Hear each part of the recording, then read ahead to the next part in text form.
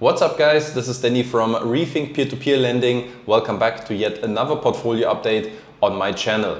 In this video we will review the performance of my peer-to-peer lending portfolio in January, as well as discuss some adjustments that I have made to my portfolio last month. In total I was able to generate 696 euros through my peer-to-peer lending portfolio last month, which is the highest income I have been able to achieve with peer-to-peer loans in 6+ years. New personal best income numbers from individual peer-to-peer platforms came from PeerBerry with 295 euros and from Crowdpear with 62 euros. The best overall performance in my portfolio comes from Income Marketplace with 13.18%, followed by PeerBerry with 12.66% and Viainvest with 11.15%.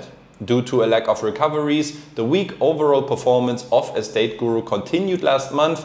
The total return now decreased to 6.71%, which is now even below the level of a product like Go and Grow. The negative leader in my portfolio though remains Bondora Portfolio Pro with 0.93%. The value of my outstanding peer-to-peer portfolio increased to 89,358 euros in January, which is equally to my income, a new all-time high for me personally. Next up, a quick look at some changes and adjustments that I have made to my portfolio. Due to decreasing interest rates, my total return on PeerBerry has once again slightly dropped in January. However, the platform remains the undisputed number one in my portfolio due to its consistency and reliability throughout the years, which is why I added another 1,000 euros last month, climbing now over the threshold of 30k for the first time. Another 1,000 euros have been added to Esketit, which is now the 14th month in a row in which I have deposited new money on the platform. My funds are being directly channeled into the AvaFin strategy, as this offers what I consider to be the best risk-return profile on the platform. If the cash drag continues to increase, I may suspend further deposits for a month. However, I am not planning to reallocate any funds, as the cash drag phases are often only of temporary nature and only last for a few days. Income Marketplace has recently confirmed the full repayments from the Mexican Vivos lender, which fulfills one of my two requirements for further expanding my investment. The second requirement is the addition of new quality lenders on the marketplace, as I do not want to concentrate my investments on Dana Rupia, ITF and Huvi to a disproportionately large extent.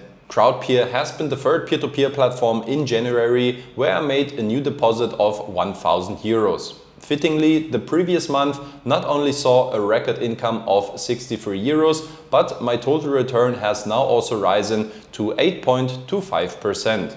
If the positive performance of the loan book continues, further deposits are planned throughout the year. A platform unable to solve its IT issues has been Lande, with no apparent solution for my messed up account balance in October due to some secondary market transactions. Although the support team has assured me to fix the problem in the future, further reinvestments on the platform are now paused until the situation is resolved. The same status applies to Twino as well, where regulatory uncertainties in both their borrower countries, Poland and Vietnam, have led me to this precautionary measure. An alternative worth considering would be asset-backed securities from the Philippines, which are currently not available though.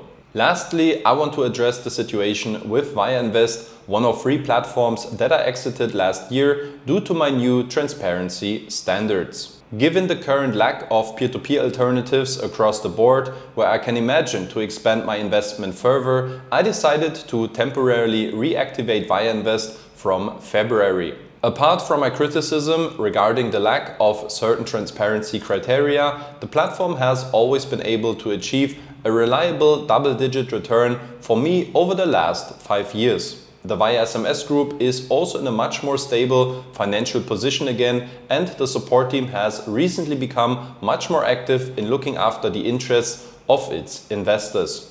It is therefore a new start on a trial basis, and I hope the platform can adjust the remaining issues throughout the year.